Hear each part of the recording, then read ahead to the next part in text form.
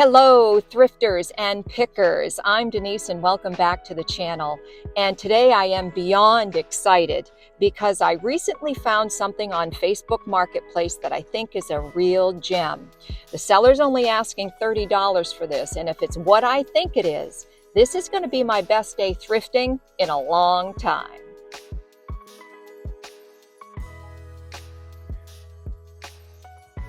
The other day, I found a listing on Facebook Marketplace for an antique wicker tea cart.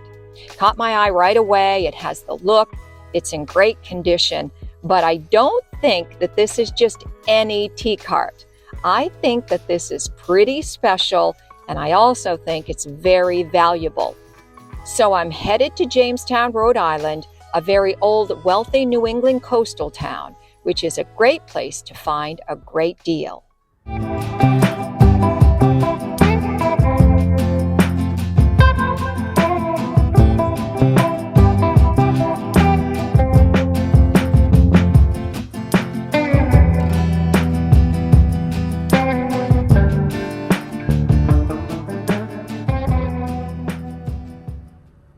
Okay, and this looks like it's our house.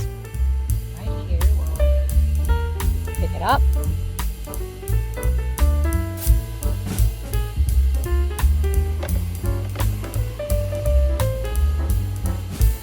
What a great buy. I mean, for real, this is it. This is the thing. She said it had been in her aunt's house, starting all the way back. She remembers it, the woman that just sold it to me, all the way back from the 70s, and that it was in her mother's house, and before that it was in her grandmother's house. And that just about tracks. It's in incredible shape. I mean, anyway, we'll take a look at it. She was super nice. And one of the things that I did is she had said they're slowly getting rid of some of the things that are in her aunt's house.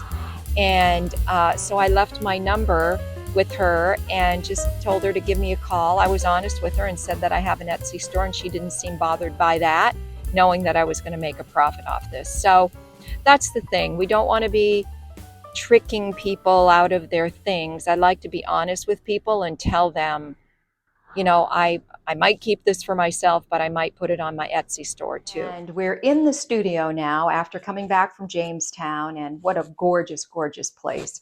And a great place to be sourcing and doing thrifting and sourcing items like this antique wicker tea cart, or in some cases, people are also calling it like a cocktail cart.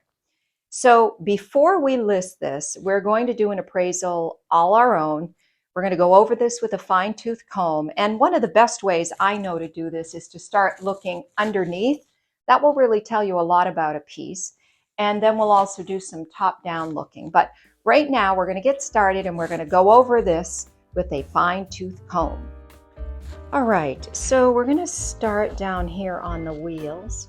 And one of the things that I like about these wheels is that there isn't spray paint on them. If this has been painted since it was manufactured probably in 1910, and a lot of amateurs will just spray paint these wheels, and that doesn't appear to have happened. So a lot of times the wheels will be stuck, and you can see how this is easily rolling. All right, so let's look at these corners. That corner is good. I look at these corners because this is where they'll get bumped. So this is where some of the wicker has been chipped off. And so that will play on the value.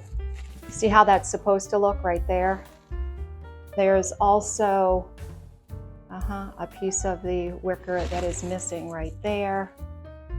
And there's also, that looks pretty good there. Now let's go down and look at the feet, because this will tell us a little bit of something. This foot is spray painted, and this one is not. So I don't really quite know what to make about that, folks, but that is something we have to consider. in terms of, was this spray painted after it left the factory in 1910? And was this capped or not? I'm not really sure. Another thing that I notice here is this is how this has been tied off. And it is the same way over on the other side. That's how that's been tied off. I wondered about that at first, but I guess I think that's okay. This bottom, is this sagging a bit? This is the question. Is it level or is it sagging? It was originally made here so that it drops down a bit. However, if we're being very picky here, it sags just a very, very little bit. I don't know, maybe, I don't even know, 1/8 or 1/16 of an inch. All right, so we are now looking at the very bottom, the underside of the tea cart.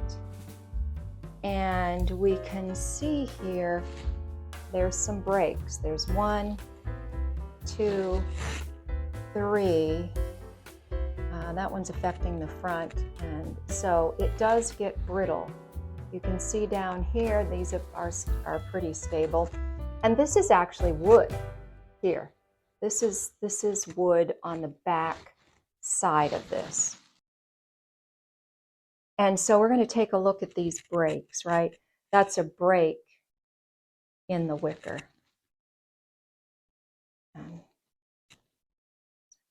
And there's a break right there. And that is the only break that we can see. So the top.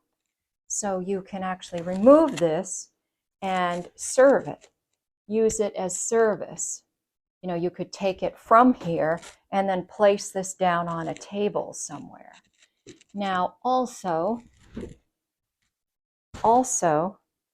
there is a piece of glass, and I've seen one of these where the person says they're using plexiglass is there, and ours is real glass. And then this is the piece of wood that glass sets on. And this feels pretty good to me. This isn't the original fabric. This is probably 70s fabric, truth be told. So this is, again, how the top looks. And it's removable, right? We remove it, and then it comes right back here. All right, and it is now time to determine our listing price. And folks, I'm just going to be reading from my notes. First off, we've got to describe the description, and overall, I'm going to list this as being in very good condition. I don't think that this has been repainted. I think it came from the factory back in 1910 or so as an original white wicker piece. So I don't think it's been spray painted throughout the years, and I really like that. Overall, the condition is very good. There's the one break on that bottom shelf, which I wish wasn't there. But overall, it has a couple of dings and this and that, but it's in good condition. Now, this is where it gets really good. Let's do the comparables. Anything under $1,500 that I have seen on the internet, all have condition problems or they're mid-century reproductions. And that's good for us. Ours does not have the same kind of condition problems. Here is our piece listed on First Dibs. We're going to go to the high end now. There is one for $2,900, another version for $3,900, and another version for $4,800. What I find to be really interesting about this is they've all been refinished, unlike ours, which is an original. The question is did the other guys refinish theirs because the stained look is more popular right now than wicker that is painted white? That goes to the demand question. And you know, what's hot and what's not. Okay, and this is where it gets really interesting. This is what I have been talking about throughout this video. I'm going to be attributing this as an early Heywood Wakefield piece. Now, Heywood Wakefield was created by the 19th century merger of two Massachusetts furniture makers, Heywood and Wakefield. And it was one of the largest and most successful companies of its kind in the United States. In the early decades, the firm thrived by crafting affordable and hugely popular wicker pieces in traditional and historical styles. In the midst of the Great Depression, however, Heywood Wakefield reinvented itself, creating instead the first modernist furnishings to be widely embraced in American households. Okay, it is a Heywood Wakefield. That's what I'm going to attribute it as. How do I know this? I have bought and sold some Heywood Wakefield pieces, and I have a couple of my own in my own collection. I recognize the way it's wrapped, the wrapping.